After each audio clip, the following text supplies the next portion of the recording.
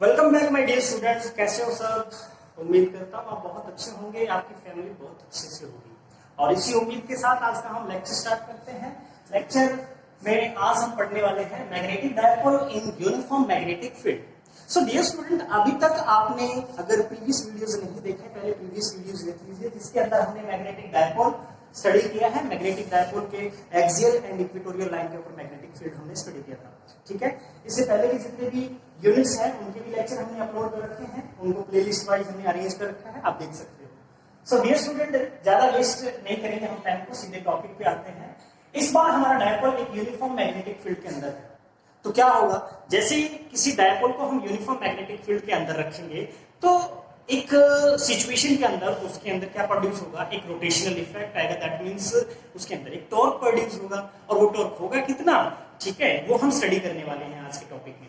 इसके साथ साथ हम ये सीखेंगे कि हमारा डायपोल उसके अंदर स्टेबल इक्विलिब्रियम में होगा या अनस्टेबल इक्विलिब्रियम में होगा या फिर अनस्टेबल कंडीशन में होगा। तो वो कौन कौन से पॉइंट होंगे जहां पे हमारा डायपोल कह सकते हैं कि स्टेबल इक्विलिब्रियम में होगा या अनस्टेबल इक्विलिब्रियम में होगा या फिर वो अनस्टेबल कंडीशन में होगा। टॉपिक हमारे लिए इंपॉर्टेंट इसलिए है क्योंकि न्यूमेरिकल बहुत अच्छे बनते हैं इस पॉइंट पे।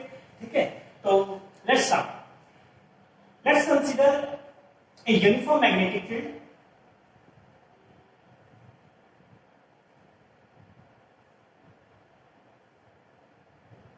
B, and let's consider a magnetic dipole is placed at an angle theta. This one is south pole and this one is north pole, and the gap between them, the magnetic dipole moment की जो direction होती है वो हमेशा south से north होती है, हमेशा याद रखिए। और डायपोल लेंथ हमने पढ़ा है 2a। ठीक है, the magnetic force acting on north pole, that will be equals to F is equals to M into B, and the magnetic force acting on south pole, F is equals to M into B. Both are acting equal at opposite direction. ठीक है, ये कहां से है formula? हमने magnetism के अंदर हमने एक टॉपिक स्टडी किया था, टॉपिक का नाम था कूलॉम्स लॉ इन मैग्नेटिज्म। ठीक है, तो वहां से हमने ये फॉर्मूला ड्राइव किया है। पीछे की वीडियो देखोगे तो आप उसको अच्छे से समझ जाओगे। तो अभी हम कंसीडर करते हैं, let's consider a magnetic dipole of dipole moment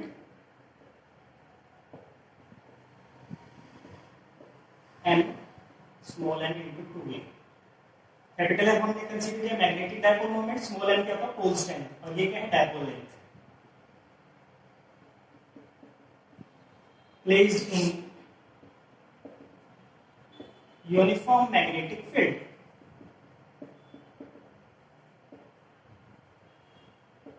B at an angle theta. ये थीटा एंगल किस किस के बीच में है? एक्चुअली थीटा एंगल है हमारे डायपोल मोमेंट कैपिटल M और मैग्नेटिक फील्ड के बीच का एंगल है ये। ठीक है, the magnetic force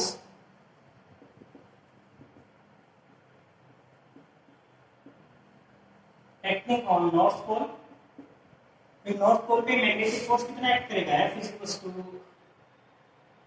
M into B acting along B। Magnetic field की डायरेक्शन में एक्ट कर रहा है। नॉर्थ पोल पे जो फोर्स बन रहा है M into B, this will acting towards the direction of applied magnetic field. Similarly the magnetic force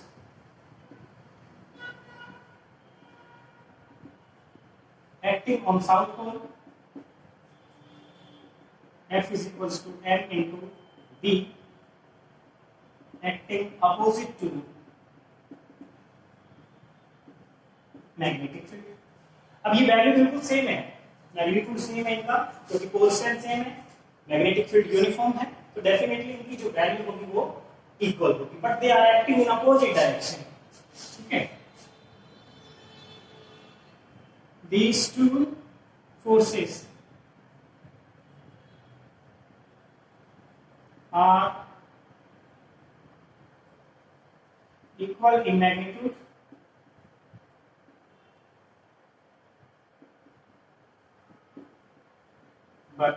acting in opposite direction,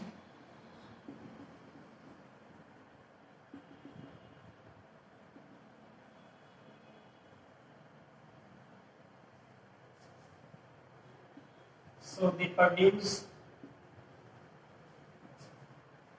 rotational effect. तो ये क्या करेंगे, रोटेशनल इफेक्ट प्रोड्यूस करेंगे, रोटेशनल इफेक्ट। और वो रोटेशनल इफेक्ट को ही हम क्या बोलते हैं, टॉर्क। आपने एक प्रश्न में स्टडी किया है कि टॉर्क क्या होता है। जैसे मान लिया कि ये कोई हमारे पास में एक रोड है और इस पे इधर भी हम एक फोर्स लगा रहे हैं और एक फोर्स नीचे की तरफ इक्वल एंड अपोजिट, तो इसमें रोटेशनल इफेक्ट आता है, इसी को हम क्या बोलते हैं, टॉर्क बोलते हैं। ठीक है, मोमेंट ऑफ फोर्स बोलते हैं। अब इसमें जो टॉर्क होगा वो टॉर्क कैसे कैलकुलेट किया था, one of the force and the perpendicular distance between the force, इस तरीके से हमने वो कैलकुलेट किया था। तो ये टॉर्क अब हम कैलकुलेट करेंगे। नोट करते रहिए साथ साथ में, और चैनल को पॉज करके, वीडियो को पॉज करके चैनल को सब्सक्राइब जरूर कर लीजिए। ठीक है, शेयर जरूर कीजिए अपने फ्रेंड्स को। हाँ, एक चीज और इंपॉर्टेंट है यहाँ पे, अगर आपसे कोई पूछे यूनिफॉर्म मैग्नेटिक फील्ड के अंदर अगर डायपोल रखा है तो उसपे नेट फोर्स कितना है, तो नेट फोर्स कितना होगा, F net is equals to 0 अगर यूनिफॉर्म मैग्नेटिक फील्ड है। और अगर यूनिफॉर्म मैग्नेटिक फील्ड नहीं है तो जो नेट फोर्स होगा वो डायपोल पे 0 नहीं होगा। ये किसके लिए है, यूनिफॉर्म मैग्नेटिक फील्ड के लिए, और ये नॉन यूनिफॉर्म मैग्नेटिक फील्ड के लिए। ठीक है, ये याद रखना। अच्छा, टॉर्क जो है, टॉर्क जो निकल के आएगा वो दोनों के केस के लिए एक ही जैसा होगा, यानी md sin थीटा। टॉर्क जो आएगा इसमें भी md sin थीटा, इसमें भी md sin थीटा। यानी यूनिफॉर्म मैग्नेटिक फील्ड है तो नेट फोर्स पे 0, नॉन यूनिफॉर्म मैग्नेटिक फील्ड है तो नेट फोर्स 0 नहीं होगा, ये ध्यान रखना है बस। ठीक है, हाँ जी। अब ये जो इक्वल एंड अपोजिट फोर्स है, they will produce a rotational effect and the torque produce, यानी रोटेशनल इफेक्ट का तो टॉर्क प्रोड्यूस क्या होगा, the torque produced is tau is equals to one of the force into perpendicular distance between them.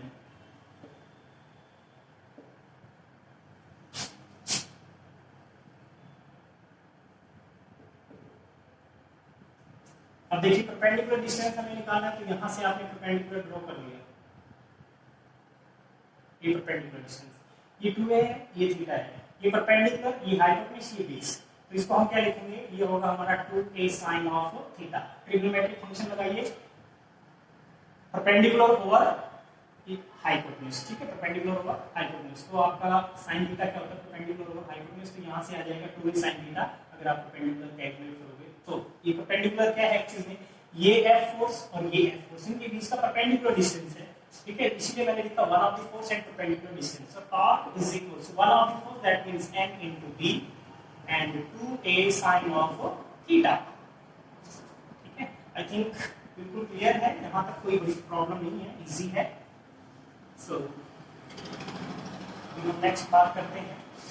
अब देखिए, आपको साफ साफ दिख रहे हैं tau is equal to small m into 2a, ये हमने पहले ही पढ़ा हुआ है। ये कुछ टर्म बन रही है हमारी मैग्नेटिक डायपोल मोमेंट। क्या बन रहा है, मैग्नेटिक डायपोल मोमेंट। ठीक है, so torque m into 2a, that means capital MB sin of theta. So this is the required relation. This much of torque will produce in the magnetic dipole placed in uniform magnetic field. ठीक है, और इन vector form, इसको अगर हम vector form में देखें तो vector form भी आप बना सकते हो, tau is equals to m cross b। sin theta के लिए हम क्या लगाते हैं, क्रॉस। और ये आपको पता है, जब भी दो वेक्टर क्वांटिटीज के बीच में क्रॉस प्रोडक्ट होगा, डेफिनेटली जो आउटपुट होगी वो भी एक वेक्टर क्वांटिटी ही होगी। ठीक है, यहाँ पे आपने दो vector quantity magnetic dipole moment और मैग्नेटिक फील्ड के बीच में क्रॉस प्रोडक्ट लिया है, तो जो टॉर्क आएगा वो भी एक वेक्टर क्वांटिटी होगी। इसकी डायरेक्शन क्या होगी टॉर्क की, अगर मान लिया हमने कह दिया कि m into m cross b है, ये m है, ठीक है, ये b है, तो m क्रॉस b यानी क्लॉकवाइज अगर रोटेट कर रहे हैं, clockwise right hand screw rule से हम लोग देखें, राइट हैंड थंब रूल से या राइट हैंड स्क्रू रूल से, तो परपेंडिकुलर इनवर्ड होगी सेंटर पे टॉर्क की डायरेक्शन। ठीक है, और एंटी क्लॉकवाइज अगर है तो, एंटी क्लॉकवाइज अगर है तो फिर हम क्या कहेंगे, perpendicular outward to the plane होगी टॉर्क की डायरेक्शन। ठीक है, तो यहां तक आपको रिलेशन तो पता चल गया। अब हम बात करते हैं इसके important cases. So torque is equals to mv sin of theta. Okay, ये नोट कर लिया होगा आपने। चलो जी, अब हम बात करते हैं नेक्स्ट। और नेक्स्ट क्या बात करेंगे भाई? स्पेशल केसेस की बात करेंगे।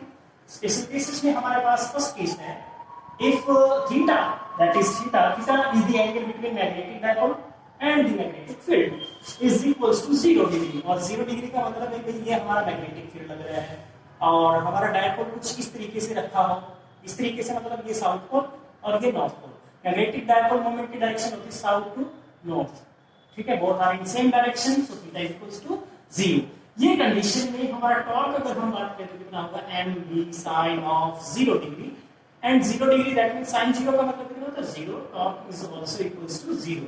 ये मिनिमम टॉर्क जो प्रोड्यूस होता है वो है, ठीक है। That means no rotation. इसका क्या मतलब हुआ? No rotation in the dipole, ठीक है। और no rotation that means the dipole is in stable equilibrium। ये बहुत इंपॉर्टेंट है हमारे लिए। Dipole is in stable equilibrium. Dipole हमारा किसमें है? स्टेबल इक्विलिब्रियम में, ठीक है।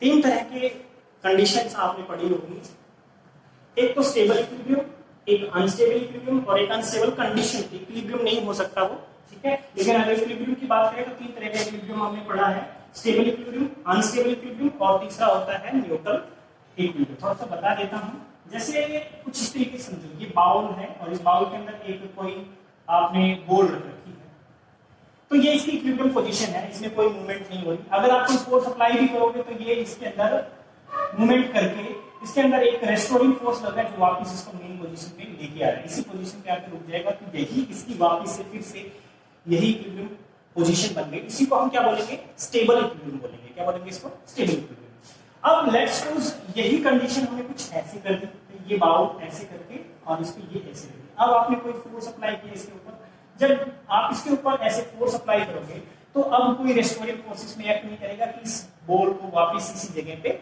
ले आए, ठीक है। तो बेसिकली ये क्या होता है? अनस्टेबल इक्विलिब्रियम का एग्जांपल हो गया। तीसरा होता है न्यूट्रल। न्यूट्रल में क्या होता है कि लेट्स सपोज हमारे पास में प्लेन, बिल्कुल प्लेन स्मूथ सरफेस है और यहाँ आपने बॉल रखा है और यहाँ पे भी इक्विलिब्रियम पोजीशन है, इस पे आपने फोर्स लगाया और ये यहाँ जाके रुक गया।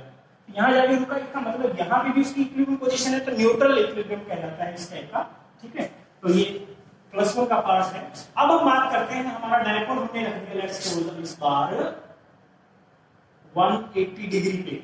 और 180 डिग्री पे कैसे होगा? सिंपली बस आप इसकी डायरेक्शन चेंज कर दो। तो यहाँ हमने ले लिया साउथ पोल और यहाँ हमने ले लिया नॉर्थ पोल और मैग्नेटिक डायपोल मूवमेंट की डायरेक्शन अब साउथ से नॉर्थ होगी, ठीक है। तो दैट मींस एंगल कितना बन गया? 180 डिग्री। 180 डिग्री। तो 180 डिग्री की अगर बात करें तो साइन 180 पे भी 0 ही होता है भैया, हमें पता है। साइन 180 पे भी कितना होता है? 0। Minimum torque, no rotation, dipole is in unstable condition. इस बार अनस्टेबल कंडीशन में है, unstable condition, sorry unstable equilibrium, ठीक है। इक्विलिब्रियम तो है लेकिन अनस्टेबल इक्विलिब्रियम में है, ठीक है। ये नोट करते रहिए साथ साथ में। अब हमारा नेक्स्ट केस हम अगर बात करें, नेक्स्ट केस में 0 और 180 डिग्री के जितने भी एंगल पे हमारा डायपोल रखा है वो उस केस में हमारा डायपोल क्या होगा? अनस्टेबल कंडीशन में होगा। दैट मींस कंडीशन बोला मैंने, इक्विलिब्रियम नहीं है वो, ठीक है। सो मैंने 90 डिग्री का ले लिया इसको केस। 90 डिग्री का मतलब है कि हमारा डायपोल किस तरीके से रखा होगा भाई, ये मैग्नेटिक फील्ड हो गया और डायपोल इस बार कुछ ऐसे रखा है, ये साउथ पोल, ये नॉर्थ पोल और मैग्नेटिक डायपोल मूवमेंट की डायरेक्शन साउथ से नॉर्थ। दैट मींस कितने डिग्री पे? 90 डिग्री पे। अब 90 डिग्री साइन 90 पे मैक्सिमम होता है और इसकी वैल्यू आ जाएगी m इंटू बी और ये है मैक्सिमम का केस। तो जब टॉर्क मैक्सिमम होगा तो इसका मतलब क्या होगा? रोटेशन होगी, वो वहां रुक नहीं पाएगा। इसमें टॉर्क बन रहा है mg और टॉर्क बनेगा तो ये क्या करेगा? इस कंडीशन के हिसाब से क्लॉकवाइज डायरेक्शन में रोटेट करेगा, क्लॉकवाइज डायरेक्शन में रोटेट करेगा, ठीक है। सो रोटेशन होगी। The dipole is in unstable condition, unstable condition. So dipole is in unstable condition, ठीक है। ये अनस्टेबल कंडीशन होगी। इक्विलिब्रियम नहीं कह सकते। तो ये था आज का लेक्चर। माय डियर स्टूडेंट, कैसा लग रहा है लेक्चर? कमेंट जरूर किया करो, और आपसे उम्मीद करता हूं कि आपने चैनल मेरा सब्सक्राइब जरूर किया होगा, और नहीं किया है तो कर लीजिए, ठीक है। और हम यहाँ पे 9th 10th प्लस 1 2 4 क्लासेस के वीडियो लेक्चर अपलोड कर रहे हैं अभी। इन फ्यूचर देखेंगे कि ग्रेजुएशन का भी हम करें, लेकिन अभी तक हमने 4 क्लासेस के वीडियो लेक्चर अपलोड किए हैं और कंटिन्यू कर रहे हैं। प्लेलिस्ट वाइज आपको यूट्यूब पे मिल जाएंगे, लेक्चर वाइज। तो शेयर करना ना भूलिए, और कमेंट आपके बहुत ज्यादा जरूरी होते हैं, जो हमें बहुत ज्यादा मोटिवेशन देते हैं, ठीक है। और उम्मीद करता हूं इस बार आप कमेंट जरूर छोड़ेंगे और लाइक करेंगे। इसी उम्मीद के साथ thank you, have a nice day and good luck.